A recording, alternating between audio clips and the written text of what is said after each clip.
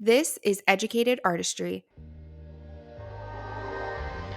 I am your host, fellow lash artist, hype girl, and business coach, Kayla Hertz. Listen along for knowledge, insight, and education into the lash industry. This podcast is created to help you make the best business decisions for your own lash career. You all deserve the lash career of your dreams, and I want our weekly chats to help get you there. Get ready for a lot of transparency and some real talk. All right, guys, welcome back to this week's episode of Educated Artistry. I am your host, Kayla, and today I am joined by Katie DiMaggio.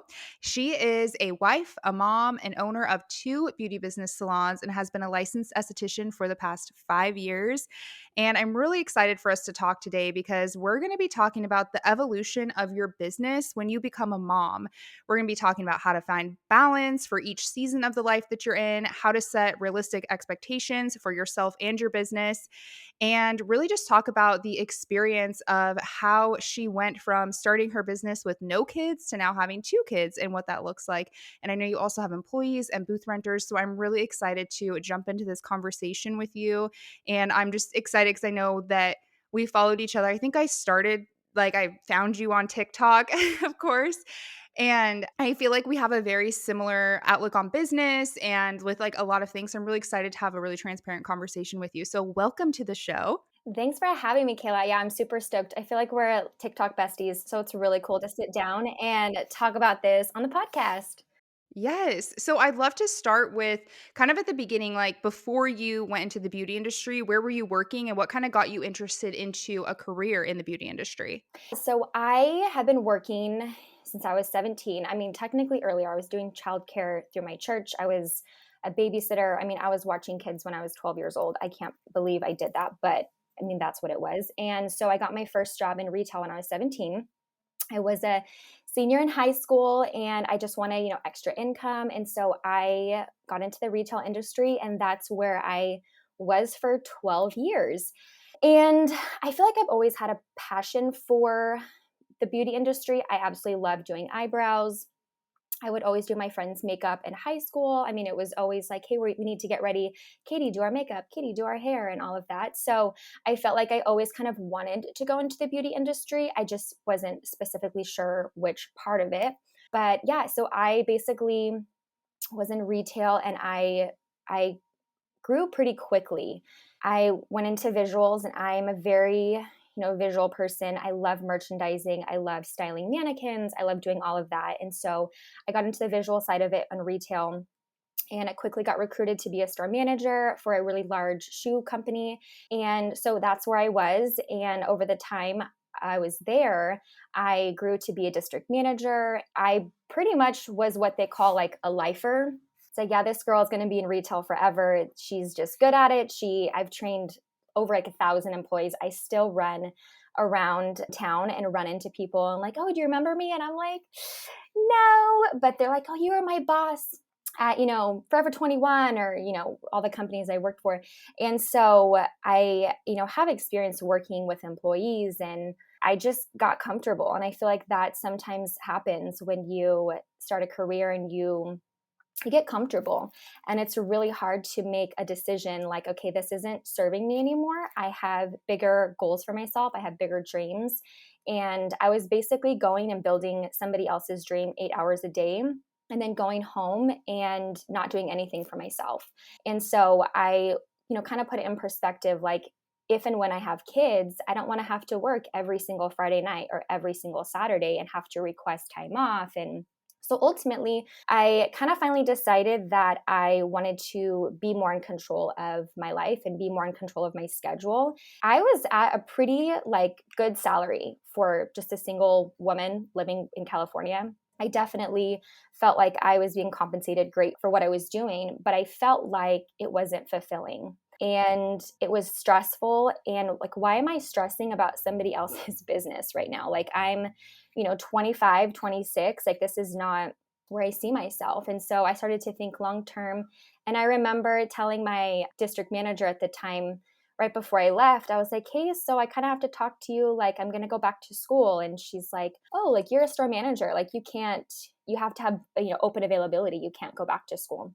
And I was like, well, then I'll have to demote myself because I am going back to school and my school starts in August. So that is what it is. And I remember demoting myself, and I ended up going back to a previous company as a store manager. So when I did get into beauty school, I was actually working full time as a store manager and going to beauty school full time. So my days were from like, 8 a.m. to 10 p.m. And then I would go home and I would do it over again the next day. Had no days off for at least I think it was like 5.5 months my program was. So yeah, it was definitely a really hard transition. And I'm really grateful that it happened before I had kids, because I honestly could not imagine everybody out there who wants to get into the industry and they have a family and they're super established and they're like, oh, I need to pretty much, put my life on pause for the next amount of months to be able to do, pursue what I want to do. Although it's possible, it was hard without kids and without a family. So Yeah, that is it's funny because we actually have very similar like starts in the beauty industry. I also started in retail and was really good at it, worked my way up. I didn't go up to actually right before I decided to go into beauty school, I was offered like an assistant manager position. I was just in like a sales lead position, but I was like, no, and I same thing. I was like, I'm going to go to beauty school. This is what I want to do, and everyone's like, are you sure? Like this is a great opportunity to move up and blah blah blah. And it's for like a just, dollar you know, raise, like a dollar raise. yeah, like, literally was not, and so it's just funny, yeah, because like, from when I could work at 16 till I went to beauty school at, like, 20, and then I think by the time I was, like, 20, I think I stayed, like, in retail until I was, like, 22 because I just was super part-time, and I loved the visual stuff as well because when I got to the end of it, I wanted to just kinda stay so I could keep my discount, my employee store discount. I was working at Express at the time, and so I would just do, like, floor sets once a month, and I loved doing floor sets because I loved, like, dressing the mannequins and doing like displaying everything in merch. It was like my favorite part. And then you don't have to talk to people or anything. You can come in like your sweatpants. So that's just really funny that we had very similar starting points with that. But I also did the same thing with like going to school and working I had 3 jobs while I was going to beauty school or right after when I started lashes. I had 3 jobs and I also could not imagine. I mean, even now, like I can't imagine doing what I'm doing right now with children. So I couldn't imagine like having that full-time position and going to school and then having kids too. Like that is so nice that you were able to do that before this point. Oh my gosh, I totally lucked out with making that decision. And it's funny because I actually met my husband when I was in beauty school, and I met him through a mutual friend. And we started talking. I think 4 months into my program. I was a month away from graduating. And it was around like the time of December, like New Year's Eve. And I pretty much told him, like, I have a month and a half left of school. Like, I can't like do not we can't do anything because I'm so busy. Yeah, I am so busy.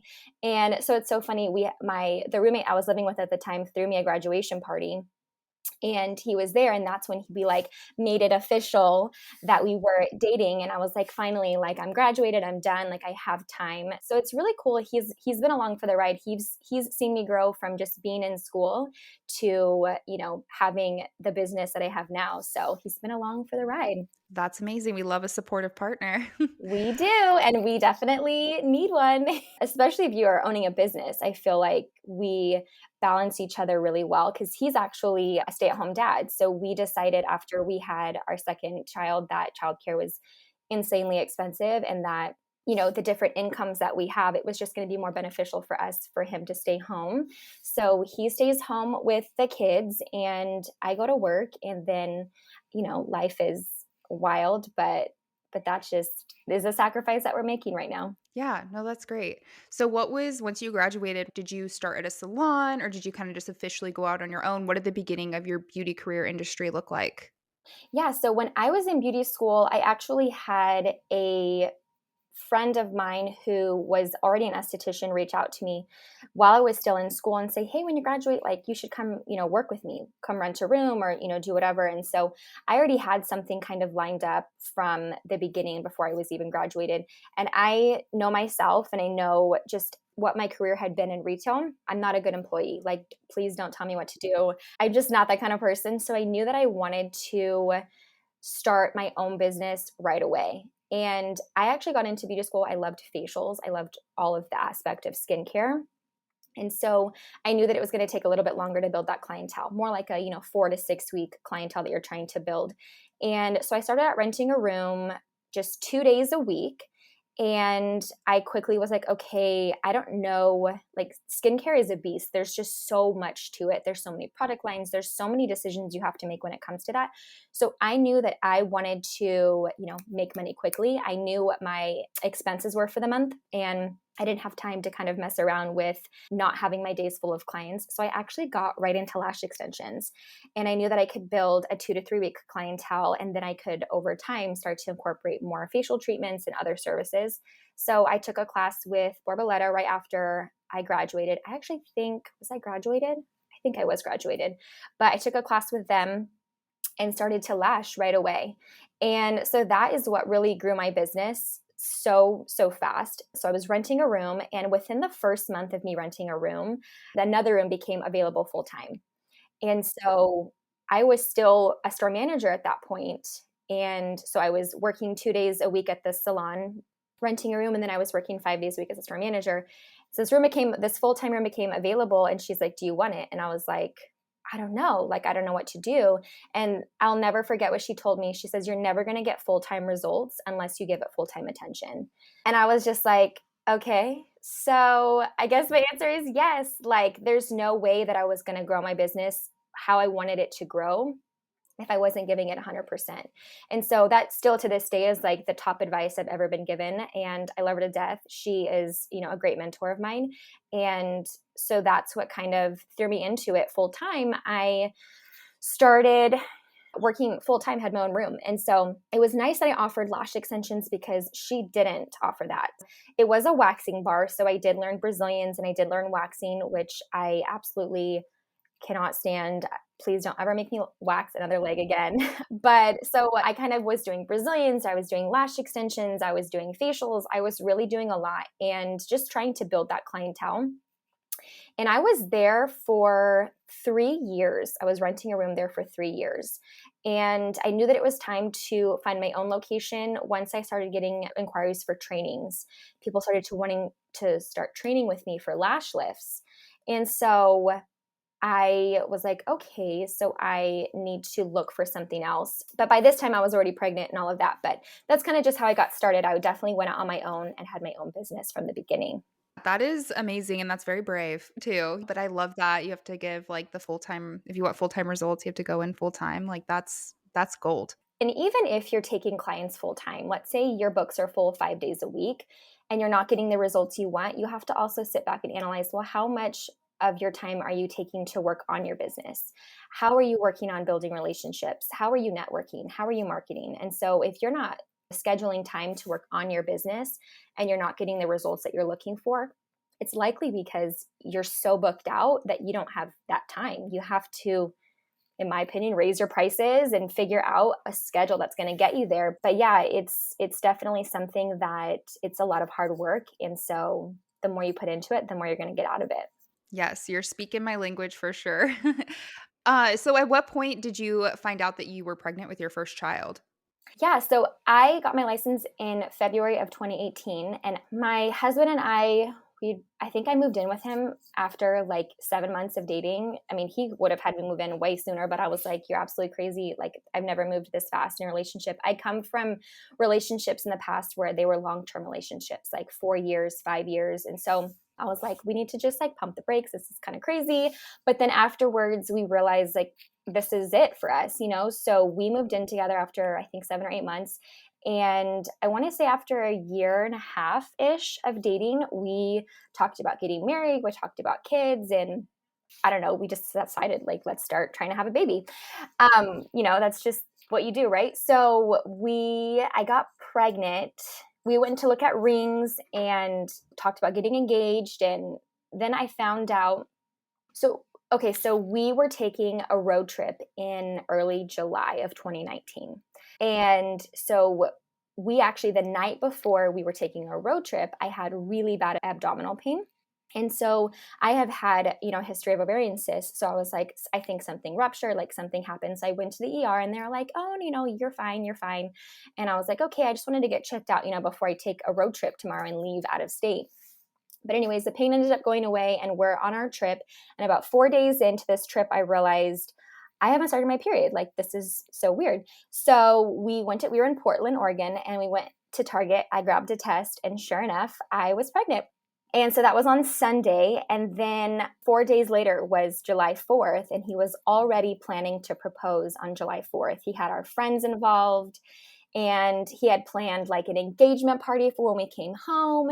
So literally in 1 week, like my entire life changed. I found out that I was pregnant, but then I also got engaged and I was a soon to be wife.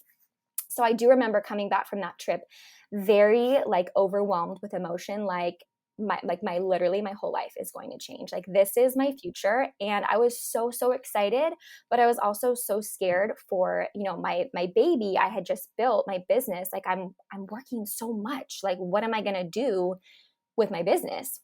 And I decided that I wasn't ready to hire anyone at that point. I was just going to take a maternity leave. Throughout the process of my pregnancy, which is actually advice that I give to future moms in the industry now, is that I saved a little bit each month. I knew what our expenses were for the month, and I knew that each month I was going to tuck away some funds so that way come March when I was due, we had a nice 3-month cushion. So I didn't technically have to go back to work. I feel like you don't really know if you're going to want to stay home or if you're going to want to go back to work. I have such a strong work ethic, and I love what I do. I feel like my job is my hobby, so I really enjoy it. So I felt like I was going to want to take the full 3 months off and enjoy my baby, but I also knew that eventually I'd want to get back to work. So yeah, we saved money, and then I didn't hire employees for this time. I just told my clients I'm going to be back. I referred them out to other artists. And I did decide that I was probably not going to be doing lash extensions when I came back because it was just a lot on my body. And I also didn't want to feel like stressed about having to squeeze clients in or get clients in between a certain time frame.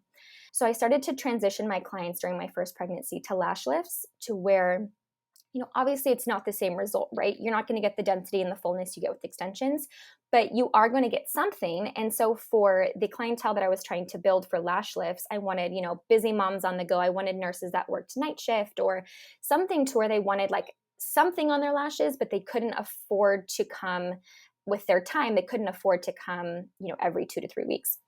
So I did that. I started to do that transition. So that way, when I came back from a maternity leave, I was going to have a lot of lash lift clients versus full sets and fills and all of that.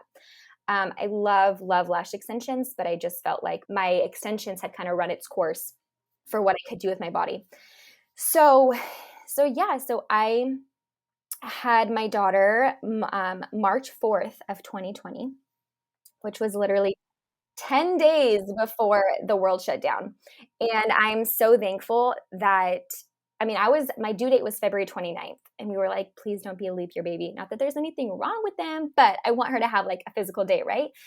So yeah, she was a few days late, and I had a birth photographer in there with me. And those are some of my absolute favorite pictures I've ever had taken of us, just to be able to capture that moment. And so I became a mom March 4th, 2020. And yeah, then the world shut down, and my whole, what I envisioned as a mom changed.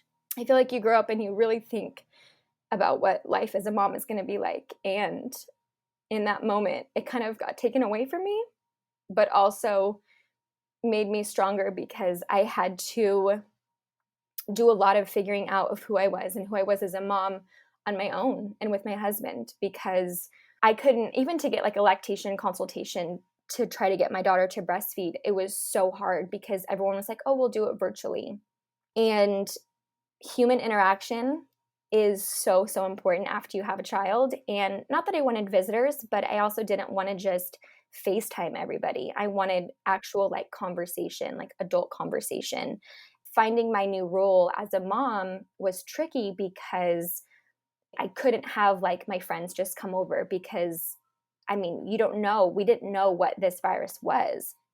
I remember my husband came home one day and he was just like, I hugged my coworker and, his wife has COVID. And I was like, you need to leave the house. Like, you can't be around us. I'm going to have to be with her for the next, I don't even know how long they were saying you have to be quarantined, but I was like, we're going to get the virus and she's going to die. And it was just this huge panic.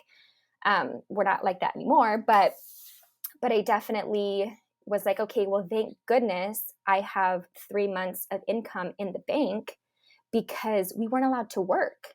They were like, yeah, you're closed. And we didn't open again until June. I want to say it was June of 2020. I mean, we opened and closed probably like 3 times. I was taking clients because at that point, the governor was like, yeah, you can go and take clients outside. Do you want me to do a Brazilian outside? Like, do you understand what the industry is? But yeah, so I remember just having a really hard transition into motherhood. Looking back, I did have postpartum rage 100%. Every single thing would piss me off. I like my time was not my own anymore. I could not just go pick up my computer and work. I had to feed a child, change her diaper.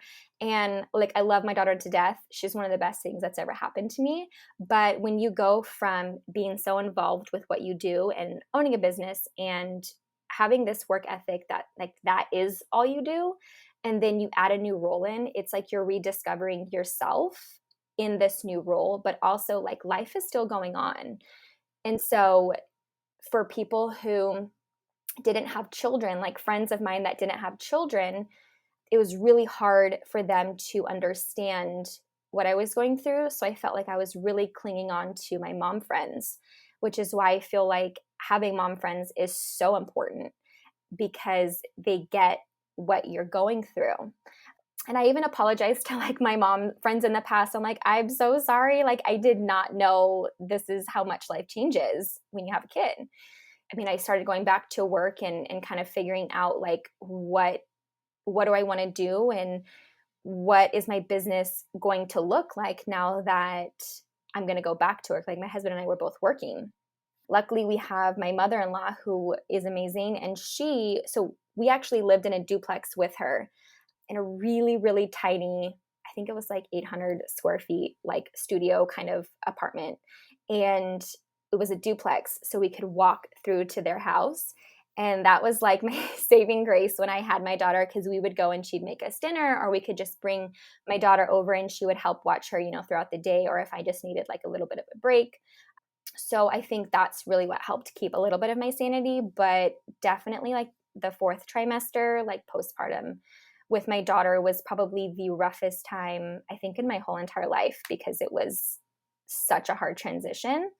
And I don't think at that point anybody was talking about it from a business owner perspective, or if they were, I wasn't hearing it. So it can feel very isolating and it can feel like I'm the only one that's struggling with this. I didn't even know what postpartum rage was until I was experiencing it. Actually, until I was out of it, looking back, like, oh my gosh, I could just get pissed off in the drop of a hat. Anything would tick me off. I would yell, I would scream. I was very overstimulated. I was very overwhelmed. And I wanted to get back to work. I wanted to be able to do what I loved. But during this time, we actually decided we wanted to buy a house as well. And so we decided that, okay, so I think it was like May or June, there was a new housing track in our city where we lived, and so we wanted to go and buy a house. And the cool thing is that we could go put our name on a wait list, pick our lot. It was a brand new house, it was being built. Pick our lot, didn't have to actually have the down payment until January of 2021. So we had 6 months to save up because I had blown through my savings with not working. So I remember my business looking very much like I will take any service, I will take any client, I will take anything. I will work insane hours at times because we have a really tight timeline for a goal that we want. And I know that I needed to sacrifice a little bit of that time to be able to help us reach our goals. So as much as I had wanted to get like really out of lash extensions, I was like, okay, well, if this is going to help us get closer to what we want to do, I'm just going to go ahead and do it. So I started going back to work, almost full time, I think, for that later part of 2020. And we closed on our house January 30th, 2021. We take about 2 weeks to get all of our stuff out. And we moved in on Valentine's Day, February 14th. February 17th of 2021, I find out that I'm pregnant with my son. Yeah. So my daughter was 10 months old. And it's funny because I don't feel bad for myself because we were trying, right? It took us a while to get pregnant with my daughter. So in January, I was like, hey, we're moving. I feel like let's just like knock them out because I'm already in this state of like postpartum where life is hard. Let's just make it harder, right? So we started trying in January and I got pregnant in January, which makes me nervous for we want more kids. So it makes me nervous. Like, I don't want to start trying until like I'm really ready to be pregnant because I don't know. I don't know. It could just happen so fast. But yeah, so then I had to really think about the business because I knew that with what I was doing, I couldn't continue doing that. And now we had a mortgage. So our payment was like quadruple of what we were paying before. So yeah, so that I mean that brings us up to when I got pregnant with my second kid. Yeah, no, I mean, that's one, it's like crazy that when you found out you're pregnant with both of your kids, you also had like a really big life change happening each time, a lot, like literally days, with getting engaged and then getting into a new house. Like, that's a lot too. And I kind of started tearing up when you find out when the virus started and everything was closing. And your husband had said like, "Oh, like I hugged my coworker." Like I remember that fear, and it's very scary when you have someone that you love so much that's in that vulnerable state at that time, because we had closed whatever week in March, and a week later, so I was in like my week-long quarantine, but my ex-boyfriend who I was with at the time, he was still working, and I remember he came home and then he was like, "We need to call your grandma." And I was like, "Okay," or like everyone wanted to talk to me. And we found out that my grandma was just diagnosed with stage 4 lung cancer. And she like wanted us to come down. And me and my grandma are super, super close. We're like tight. And I remember I went down there because I wanted to go see her. And then also like she wanted us to come see her.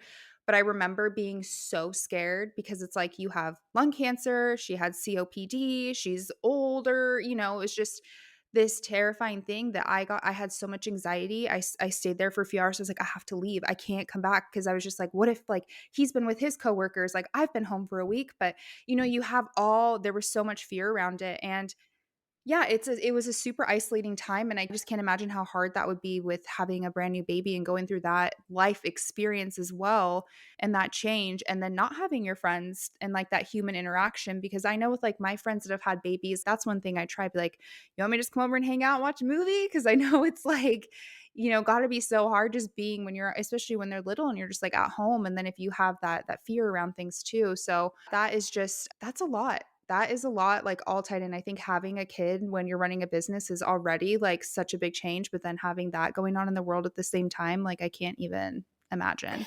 Yeah, it was a lot. And I just remember, so I had my daughter, everything closed down. And the weekend everything closed down was actually my grandma's birthday party. We had rented this big Airbnb in Long Beach. And that was the last time that like the whole family was together for her birthday. So I just remember like some of my cousins were like, oh, we're not going to be able to make it. And I was like, my grandma hasn't met my daughter. Like, I need to go. Right. So we went and it was an amazing weekend. I got some beautiful pictures of all of us together. And then we separated, and she didn't see my daughter again until she moved. She was living in Long Beach, and until she moved to Camarillo. I think my daughter was like 8 months old. And that was like probably one of the most heartbreaking things for me, was because I'm so close to my grandma. And to be able to like see her and like touch her and have my daughter be able to see her. I just remember like our first hug after that, I was just like a mess because I was so thankful that I feel like we had a little bit more of understanding about what it was. And we were trying to get back to some kind of normalcy. And I feel like when you have kids, the number one thing you want after they're born, well, for me speaking, was I wanted some kind of normalcy back. And so to be so isolated and to be so like my husband couldn't go to any of her doctor's appointments, even up until when I was pregnant with my second, it was like one person only. I specifically remember like with my son's 12-week ultrasound, the doctor coming in. I actually have never really talked about this, but the doctor coming in and saying like, mind you, I'm by myself in the ultrasound room. And the doctor basically comes in and says, there's something wrong with your son. And we could do further testing, but you can think about like terminating. And I was like alone.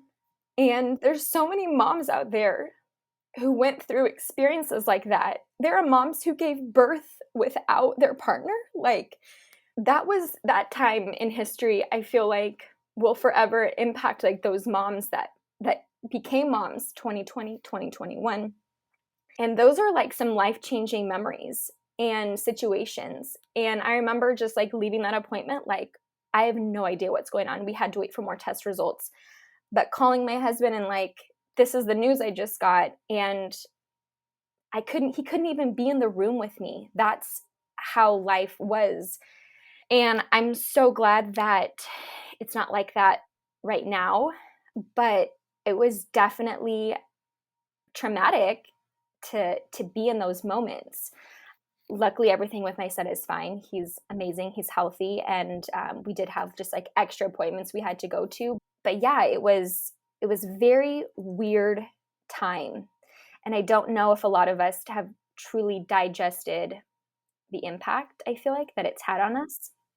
I feel like I wanted to get back to something normal. I wanted that normalcy, and I just don't know if I don't think we're back at that normalcy quite yet. I mean, as much as we can be, but I just don't think. Also, normal before you have kids is not your new normal after you have kids. Like, there's no going back to what life was. And a lot of moms will say, like, I love my kids. I love who I am now, but I miss her. I miss who I was before kids. And I try to be me, but I also have to remember that my time is not my own anymore. I can't just decide I'm going to go travel or I'm going to go, be gone all night. I have to think about babysitters. I have to think about just all kinds of things. And so trying to figure out who you are as a mom afterwards is really hard. It does take having those really prominent like mom friends, I feel like, who have paved that path before us to help to get us to that point where, okay, like I am a good mom. Like it's okay if I'm not working out right now. Old me misses CrossFit, but new me is like, I'm exhausted. There's no time for that. It's a trip to think about what I feel like all of us have kind of gone through in the past few years. Yeah, and I know, like, there were so my sister actually is an ultrasound tech, and so, I just remember her saying, like, "This is, like, so crazy that, these things" she sees all sorts of things, and it's just she's like, "It's so sad that people are by themselves, and especially new moms, and you get bad news, and it's so sad." Yeah, I'm just like, ugh, I don't know. I just feel for all the moms, and I think it's great that you are talking, and you're like, I really thank you for being so open and transparent about it, because I do think that there are people listening, and even if like you don't have kids yet, and like for me, like even just hearing people be really honest and raw and real about what motherhood is like and missing your old self, but understanding like what kind of has to change and accepting and giving yourself permission to be in this new phase of your life is really great to hear, because sometimes I feel like people sugarcoat a lot or don't talk about it. And then people come into motherhood and then they're like, wait a minute, like, who am I? Like, what am I supposed to do? Like, you feel like you lose your identity. So, as somebody who doesn't have kids, I really appreciate the openness and the transparency. And I'm sure fellow moms out there that either just had their first kid, like, they are just like feeling everything that you're saying too and are thankful for it. So, yeah, that's just thank you for that. Yeah, I feel like that is my goal, is to always be authentic. I think just as humans, like we crave authenticity. And I know the feeling of like going on a TikTok or going on Instagram and seeing everybody else's highlight reel and thinking like, I'm not doing enough. I'm not good enough. I need to be doing more. Why can she achieve that? And I'm having such a hard time with that.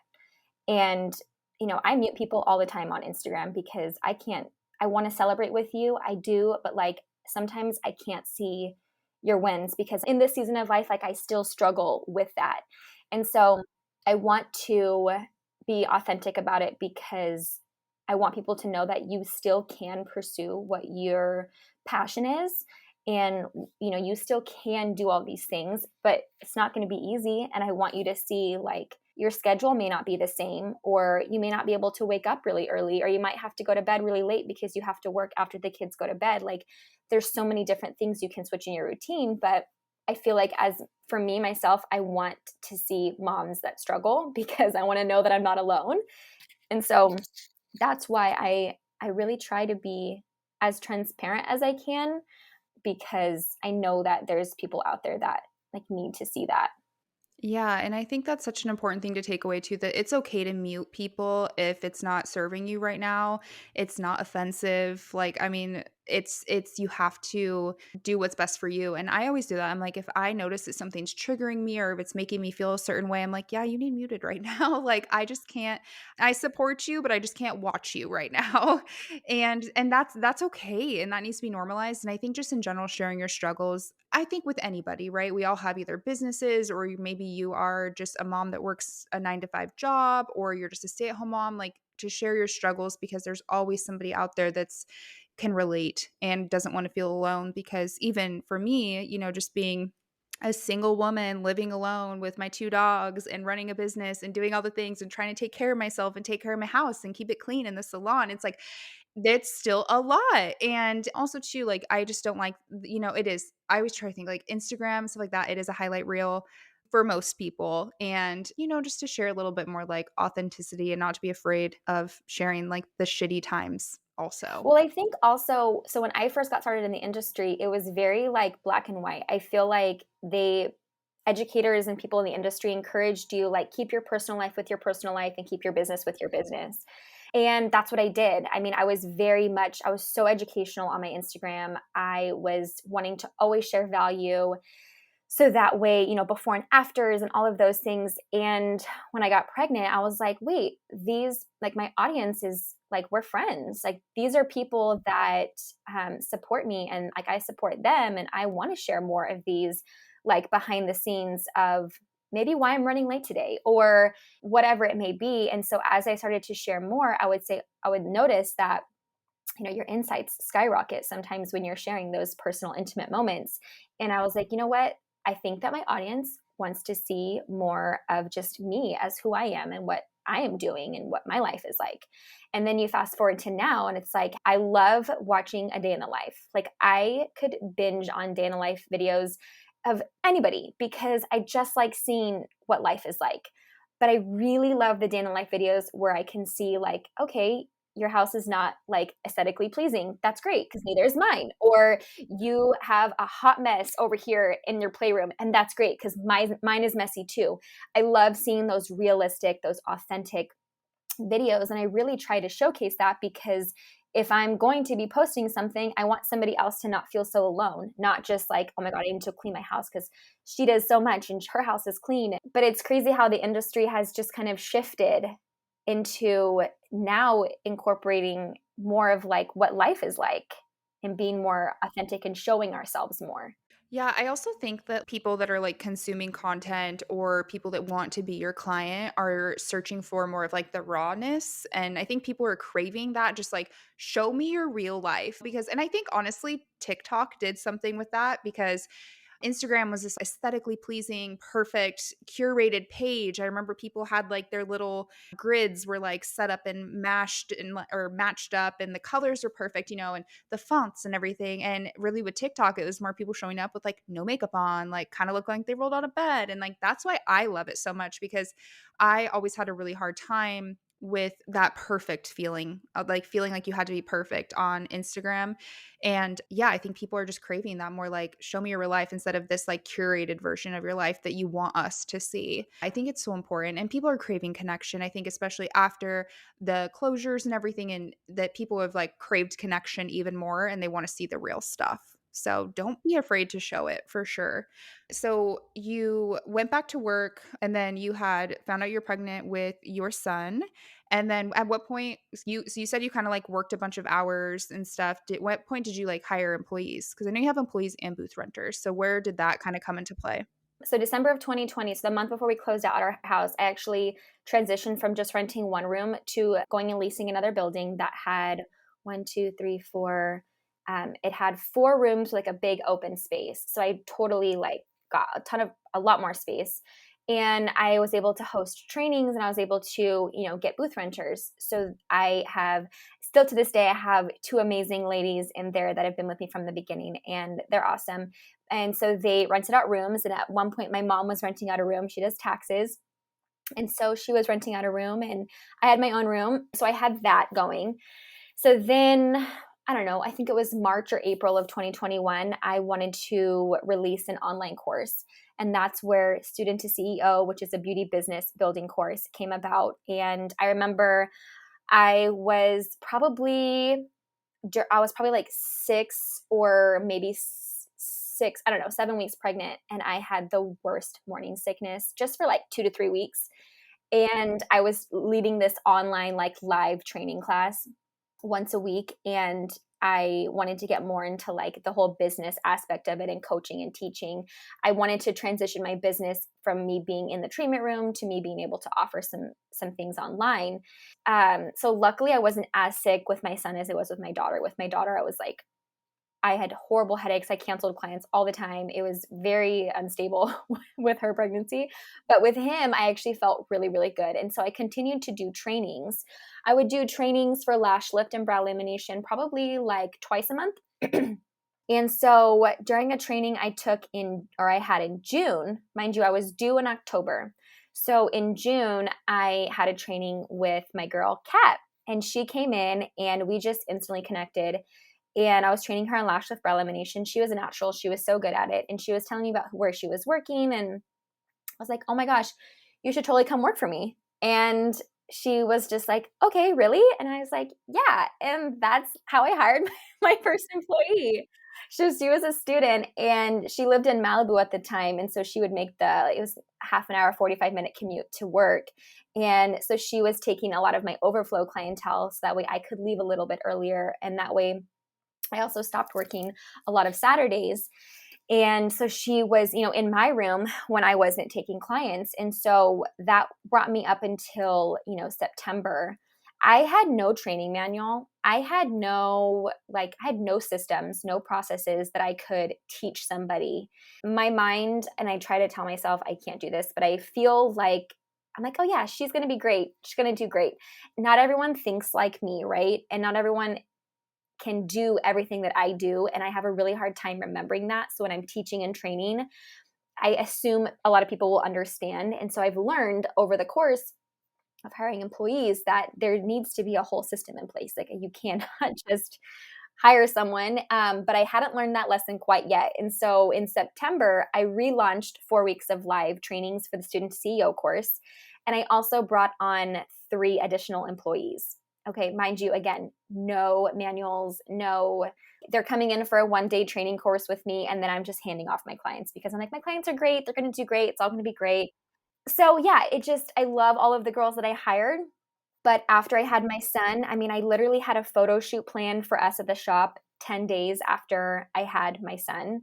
And I'm at the mall like shopping for new jeans because nothing fits me and I have to take these pictures. And because I was so still in a mindset of like, I need to do more. I need to keep it going. Now I have my mortgage. Now I have bills. I'm not really taking clients that much because my books haven't been open because I'm on a maternity leave. So I need some kind of income. And still training the girls, still trying to figure out what is this new normal. Definitely with my second, getting to I really got to enjoy him. I feel like he was so healing to everything that happened with my daughter. We had a great breastfeeding journey, which I didn't get to have with my daughter. And I breastfed my son for a whole year. And I'm very proud of myself for that because it is super hard. And like my heart literally goes out to moms that struggle with that because it is, such a very complex thing. Can take a really big toll on your mental health when that doesn't go like as you planned. But I feel like his newborn stage was very healing. I was, in a place in like December, I think 2 months after he was born, where I was again overwhelmed. I was overstimulated. I again was in some kind of postpartum, I wouldn't say depression. I would say it was probably postpartum rage again, because I wanted to train these girls and I wanted my business to grow and I wanted all of these things, but yet I didn't have the tools set and prepared to get me there. In January or February, I think of 2022, right? I decided that I couldn't have that many employees anymore. So you had 4 total at this time? Yeah, I had 4 total. So I basically transitioned them to room rental. And then I decided that I had 4 employees. We're all sharing one room. So this was not ideal. And I did have an open space to where I had like an open area of 2 beds where we could do like brow waxing or lash lifts. But I knew that I wanted to continue to curate a client experience to where it was very intimate and it wasn't like I'm out in the open getting a service done. In January of 2022, I cut down on my employees. I only had 3 at that 2, I'm sorry, 2 at that point. And I wanted to go into find a new location that had private rooms. So I was now on another journey to get a second location because I needed the private rooms. And eventually in May of 2022, which it hasn't even been a year yet, I found my second location, which is where I transitioned my employees over there. And now the original location is all rented out with 4 amazing ladies, actually 5 amazing ladies. They're so great. I love them. They all hold like a really special place in my heart because I have watched a lot of them start from graduating to growing their business, and they're all great. When I moved to my second location, I just had 1 employee, and this was in May. And there is a little backstory. There's a little running joke that everyone that works with me gets pregnant. When I was first renting my very first room, I got pregnant, and then there were 2 other girls while I was working there that got pregnant. And then I moved to my second location, and I got pregnant, and then one of the other girls that was renting a booth, she got pregnant. Her and I were pregnant at the same time. Then another one of my employees got pregnant, and that happened around January of 2022. So I had already had my son. We were about to move, like we're talking about moving over to the new location. She ended up getting pregnant, which was Kat, my full-time facialist at the time. Her books were full. She was so great. And I mean, she still is great. So we had moved here, and we had only been here in this new space for a month before she had to be put on a leave. And so I was now like, okay, what am I going to do with my business? She's got a full-time clientele. I need to find another facialist to take over. And so I found another facialist, and she's still with me, today, and she's amazing. And shortly after that, like end of last year, one of my other employees found out she was pregnant. So we have a future maternity leave coming up. So it's great. I literally tell everyone I hire, like, I just want you to be prepared for children because I feel like that's just what happens when you work with me. But it's really cool to be able to also mentor them as like new moms, but also as estheticians and in the industry as well. I honestly forget what question led me into that whole spiel, but It's all good. No, I think that's I mean, lucky for them too that they do have somebody that is I mean, you're probably the best person to have as their boss when it's like, "Yeah, I know how all of this feels, and I understand how it's gonna be such a big change." It's funny though when you were talking about not having like a handbook and stuff because I do think that a lot of the times, a lot of people when they go to hire an employee, they just think like, "Oh, I got to train them and get them good at services and it's good to go." But especially if you're going to give people your clients and you want to transition from behind the chair, there is a certain level of customer experience that you have to make sure that is the same.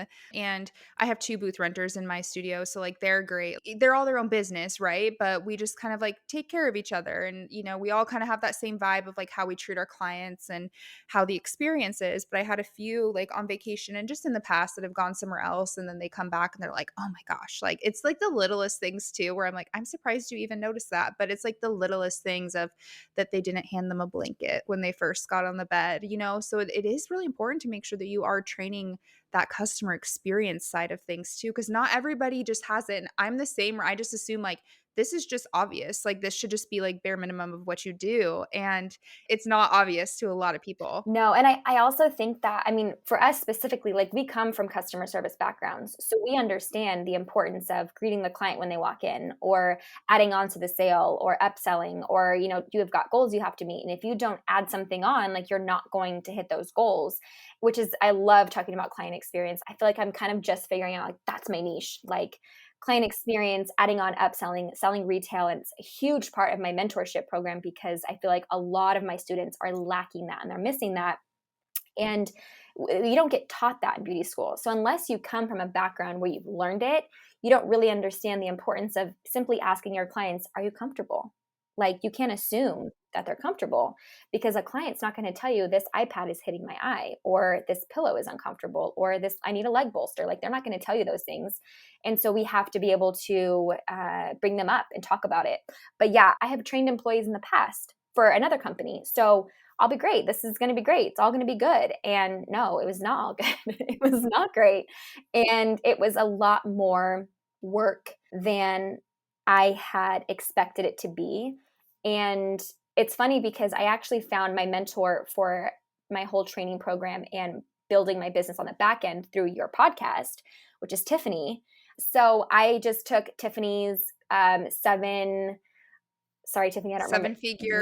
Yeah. Yeah. seven figure foundation, I think. Yes. Yes. Yes. Yes. Yes. So I just took that, which was amazing. Like, plug for her. Totally take that class if you're planning to hire. I needed the systems. Like, I needed the policies, the procedures. I needed to see how her whole back end was set up. We got Excel spreadsheets. Like, we got so many things in that course. It was so informative, so great. This was recently. This was just A January. couple months ago. Yeah. Yeah. Right. And Like, because she was on not that long ago yeah. too. So So, I mean, I literally heard the podcast and I went to her page and she was taking signups. And I remember I kept DMing her, like, I'm going to sign up tonight. I'm going to sign up tonight. I'm going to do it. And it comes down to like the final days. And I was like, okay, I swear I'm going to do it. And I just kept putting it off. But I was like, no, I really need this. And one of the best investments I've made, I feel like you can never go wrong with investing in a mentor that you feel is the right fit for you. I wish that I had done it sooner. I feel like that's the one thing. I wish I had found a specific mentor for what I needed, someone who has emulated a business that I want and, invested in that sooner. But yeah, so I took her class and now I'm like, okay, now I've got the systems. Now I can understand why this is so hard and why it wasn't working out. You can't just give them a training manual and do a one-day training and think that they're going to be great. It's not going to work like that. yeah. Well, I'm so happy to hear that you found Tiffany through the podcast. Like, I think that's so great. And she's amazing. I met her very, very briefly at the lash conference. And Gretchen from My Brand Lashes was like, Kayla, you need to have her on your podcast. She's amazing. And then so I started reaching out to her. I'm like, I've heard great things. And then, yeah, we've just kind of clicked ever since then. So I feel like, especially with like hiring employees, there's not a lot like out there to help people. And oh my gosh, I can get into the whole thing with like the 1099 contracts and the commission. And where I'm at in Vancouver, Washington, there's a lot of 1099 contract places. And it's like, that's not legit, and there's a lot of girls getting really screwed over too. And I've gone back and forth with like, do I want an employee? Like, but it's just, you have to really make sure you understand, I think, and have all those systems in place too, because now what I've heard for a lot of people is that they're saying like, you kind of have that little extra stress of like, I now need to make sure that this person can support this business, can help them support their family. And I'm sure as you have your employees having children, you kind of have that in the back of your mind too. Like, I need to make sure that they're like making good money and their books are full and they're happy and they want to stay here long term. Like, I can imagine that would be a little bit of an added stress on your back. It's definitely stressful. There's definitely times where, because we are just on one income and living in California, like we got lucky with when we bought our house because our mortgage is affordable. But I mean, now I've got all of the bills, right? All of the bills plus all of the work expenses. And that's why I'm still in the treatment room 1-2 days a week to help supplement that, because we do need that money. And so I tell my employees, like, I would love to pay you like so much more, but realistically, that's just, here's my budget for the shop. And, if my husband was working, I'm sure there could be some flexibility, but I really try to keep it like honest and raw with them, like transparent. If you ever want to leave, like, let's talk about it. Like, if you ever need anything from me, like, let's talk about it. I try not to be like you're doing this wrong and you need to do this. Like, I really try to understand that they're all so different and they're all so beautiful with how they work in their own way. But it's just extra stress of finding the time to coach and to train, to take clients, to be at home with the kids, to do all of the things. And I almost like wanted to give up the whole salon because I was like, this is so freaking hard. But then I realized like we did get voted for best of Ventura County. We were reader recommended. And so I was just like, the people want us. They want us to stay. So having such an amazing and badass clientele, I feel like is what really helped to just push me to that. Okay, I need to invest in a training that's going to help me elevate my business because I've got people that are depending on me in this business for their income. I can't just take the easy way out and quit when it gets hard. I have to keep going. And so yeah, that's where we are today. Yeah, well, I'm proud of you for not quitting and to keep going and once again just being transparent with the struggles. I mean, I think that's something really important that even though you've been in the industry for 5 years, being like, yeah, just a few months ago I got systems in place for these employees, you know? That's something that I think a lot of people are going to resonate being like, I hired my first employee, you know, they could have been the same thing. They're like, but I don't have any systems in place. I'm not really sure. So I think that's really good to hear. I wanted to ask you if there was any advice you got, especially with your first child, that you would be like, I would never tell anybody that. I would say that a lot of times you hear the phrase like, oh, enjoy it, enjoy every moment of it. It goes by so fast. And yeah, like it does. It goes by so fast. Like my daughter just turned 3 last week and she's a big girl now. But there are definitely moments like I love my daughter. I will do anything for her. She is amazing. And time has gone by so fast. But there are definitely moments where I have not wanted to enjoy the moment. And I have not enjoyed the moments, certain moments, because it can be difficult. It can be so hard. You're sleep deprived. You want them to stop hitting or you want them to stop doing these things, which whole other kind of conversation on how to deal with that and regulate your own emotions and the triggers and all of that. But I don't feel like you have to enjoy every single moment. And just because you don't enjoy those little tiny moments doesn't mean that you love your kids any less. It doesn't mean you're any less of a mom. It doesn't mean that you aren't worthy of the kids and the love and everything that you get. I feel like you can be frustrated, you can be annoyed, you can be irritated, like you can be overwhelmed. And I feel like that is okay. And a lot of times I feel like as adults, I don't know if everyone was really taught that those kinds of feelings are okay and that you can come out of that. Like you can figure out what's going to work better for your family if you need to make adjustments to something just so that you're not so overwhelmed. Or it's okay to be frustrated with the situation that you're in. It doesn't mean that you are less of a mom. So I don't tell people enjoy the moments, they go by so fast. I tell them like, just so you know, like it's totally okay if you're not enjoying the moment. It doesn't make you any less of a mom. I just want people to know that. That's great advice. So what does a day in the life look for you like today? And what are like your next kind of goals for your business? A day in the life, I mean, right now we worked really hard to have my daughter sleep in her own bed, and she was great up until we potty trained her like 2 months ago. And now she will not sleep in her own bed. So she sleeps in our bed. She is my alarm clock. She is my wake up call. And it's typically like 6 in the morning. And she turns over, Mommy, I need to go pee pee. She totally knows how to do it on her own, but she always says, help me, Mommy, help me. I typically will be with her for a little bit. I have gotten in this really bad habit of going to Starbucks every day, and she asks for it. She says, I go get coffee, and she loves cheese danishes. So my husband or I typically take her to Starbucks in the morning. We go in the drive-through, but it's a bad habit that I built because I did get an espresso machine, and I talked about it on my Instagram because I was like, I'm going to save money. I'm going to get my espresso machine. And it totally took a shit on us like a month after. So it's like the past like month or two, we've been going to Starbucks every day, and it's so bad I need to get another coffee maker. It's like on my to-do list. But typically I'm rushing out of the house to get to work by 8 or 9, depending on when I have clients or if the girls need laundry and I have to bring laundry in. I don't have a laundry service yet, so I probably do like 10 to 12 loads a week of laundry that I have to make sure that gets back here to the girls. But through Friday, I'm typically here at the shop. I try to be home by 5-ish, but there are days where there's just so much to do. And then if I'm here with clients, I'm talking to clients. If I'm here with the girls, I'm coaching them on something or we're talking through something. So time really does slip away. If you are bad at managing your time before kids, like I wish I could tell you that it gets easier, but it doesn't. I feel like all of my bad habits like have followed me into motherhood. And so now I feel like, okay, I struggle to pay attention to things. I think I'm, ADHD. TikTok has told me I have ADHD, and I just have like all of these things. And so it's really hard for me to focus, but I try to get home. And I think that's one of the biggest struggles right now is that I want to be home. I want to work less. That's my goal. I don't want to have to be here at the shop every single day.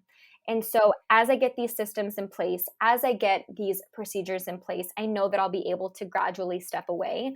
But right now, like the business that I have right now, it still needs me to run, right? And I want to get to the point, my next level is to get to the point where I don't have to be here every single day.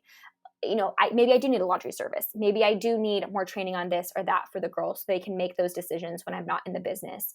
But I'm only doing the business a disservice by allowing this cycle to continue of not teaching and training and then having to do it myself. And it's a really big learning process for me right now. But most days, I'm home, I get to spend a few hours with my kids. We'll either go to the park. My daughter just started jujitsu. So I do block out time Tuesdays and Thursdays to take her to her little half an hour class. And so, yeah, my kids go to bed, and most of the time, my husband and I will either be on our phones and just kind of zone out for the day, or I'll pull out my laptop and start working a little bit. It just depends on kind of what needs to be done, how urgent things are.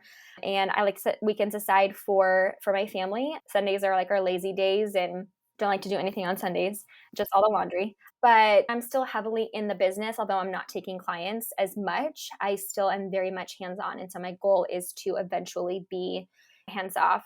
I do have to figure out, I have one of my girls taking maternity leave soon. And so I do kind of have to figure out what that looks like for her clients and what it's going to be. But I definitely envision myself hiring more employees and being very particular with who I hire, and being more proactive versus reactive with all of that. So big goals. I want to do more speaking. I want to be at more events. I want to do more podcasts. Like I would love to have a podcast, but I also feel like I have a lot on my plate right now. So probably not right now. Yeah, that can be a good thing when you get to step back, you know? No, I think it'll be really cool too if we do like an interview in the next year or something just to kind of follow up and see and talk about the transition of being able not to have to be in the business as much, because I do feel like a lot of people are in that space and it's hard like to walk away from what you're used to doing. And even like I know you're still taking clients, and I am too. I'm actually going down to only taking clients 2 days a week in May, but even like that's kind of hard to say goodbye to. It's kind of hard, especially if you've had clients for many years. It's very hard to just be like, "Okay, like bye. I'm done." And it's crazy. So I think that there's a lot of people, and it'd be really cool to do a follow-up. But I do know that you offer mentoring and you have some courses. So I wanted to talk about that because I know you have like a little offer for anybody listening. So what was that you have going on? In October of last year, I launched my one-on-one mentorship, which is coaching with Katie. And it's basically where you purchase a month of unlimited mentorship. Included in that, you get a 60-minute Zoom call. And then we also get to communicate on Slack, which is just a messaging app. I love the voice. I love Slack. I love the voice messaging on there. I feel like it's just a little bit more personal. And I have that. And then for everyone listening, if you wanted to enroll, I only take on 2 students a month. So if you wanted to enroll in that, I do have a special offer, which is buy 1 month and you get 1 month completely free for mentorship. So you get 2 months basically for the price of one. And I honestly feel like this is something that I'm super passionate about. And I would love to in the future allocate more time to, group trainings and things like that, as far as the mentorship and master classes and all of that. But I love that one-on-one connection with my students. I've had students who have literally like quadrupled their income from the year before over their LY. And I've had students who had a better January of 2023 than they did December of 2022. So I teach a lot of those systems as far as, how to retain your clients and how to create an experience, how to stand out amongst your competition and, other artists around you. And I really focus on like irresistible offers and how to continue to keep your clients coming back to you. There's a lot of that customer service aspect that I feel like isn't taught in the industry and it's not talked about. And so I really try to streamline that with my students to help elevate their business. I absolutely love doing that. So if you want to take up that offer, that is there. I also have a lash lift online course and a brow lamination online course. So those are two of my top services. I love doing them as a combo service. And so if you're looking to add more services to your menu, I also have those. Yeah, those are great. Like, especially that mentoring, that is such a great offer. And it's funny because I was thinking earlier when you were saying about, the retail and stuff and how like we do have that experience. And like it kind of, I've never really put that together of how that really did translate into my business with the customer experience and add ons. And even like with retail, like making sure you know a couple key products about it and some benefits and handing it to them and just not being afraid to be like, hi, do you need this? Or like, just talking about retail too, because a lot of people are scared to even bring it up. They'll have it, but they'll never talk about it. Yeah. So it's just, I've never really like put that together. I'm like, yeah, that actually made a lot of sense. And even like with merchandising my retail shelf, I change it up every month because you want the eyes to like look at different things and catch different things. It's going to look new. Yeah, new to the client, although it's nothing new that you're carrying. But yes, and I feel like a lot of us, especially as new estheticians or as new to the industry, we're lacking in that confidence. I have not always been this confident in my business. There are definitely times where I was like, I have no idea what to say about this retail, so I'm going to let it sit on my shelf and expire because I felt so nervous to showcase those products and to talk about it. I always tell my students, I'm like, you got to shoot your shot. Like, you have to talk about it. There's no way that your clients are going to know, and there's no way that they're going to buy if they have no idea. I really work on building confidence in my mentorships, and I try to showcase the importance of that, also on my TikTok and my Instagram, because we do need to be more confident with who we are as service providers and business owners. Like, nobody else is going to plug us. Like, we got to plug ourselves. Yeah, it's like taking me back, but I feel like I could talk to you all day, but we should probably wrap this up and let's let people know where they can find you so they can follow your journey and learn more. And then I will put do they need a discount code for the mentorship? Yeah, so they will use a discount code and I'll send it to you, but let's just use Kayla. We'll just do Kayla is their discount code. And so when they go, they won't see the offers specifically on the website. They do have to put in the discount code for it to populate. Yes, and I will put all the links and stuff in the show notes of this episode as well. So that way you guys have easy access to that. But otherwise, yeah, let people know where they can find you and give you a follow to follow your journey. Yes, so I am on Instagram and TikTok, and the username is Katie D Artistry. It's Katie with a C, so CATIED Artistry. You can find me there, and I'm super active on my Instagram. My TikTok is a little bit more sparse. I do show up a little bit more authentically on my TikTok, just because, like you said, it's definitely, I feel like I can just be that much more raw on there. But yeah, follow me there, and then my website is the same, so it's katiedartistry.com, and that's where you can find all of my programs and courses. Awesome. Well, thank you so much for coming on. I'm super excited that we were able to finally get this scheduled. And I want to thank you for your transparency and just really opening up about your experience. And I do think that it's going to resonate with a lot of people. And I appreciate you for just being so open and honest. Well, thanks. Thanks for having me. I'm really glad that you have created this platform to bring people on and to talk about and share their journeys. So I think for everyone listening, you got this, and I'm excited. Thank you so much for tuning into another episode of Educated Artistry. You can find me on Instagram at Educated Artistry Podcast or KK Artistry. I am also on TikTok at KK Artistry. Listen, subscribe, and please leave a review on Apple Podcasts, Spotify, or wherever you listen to your podcast. If you are interested in advertising on the podcast, please email me educatedartistrypodcast@gmail.com.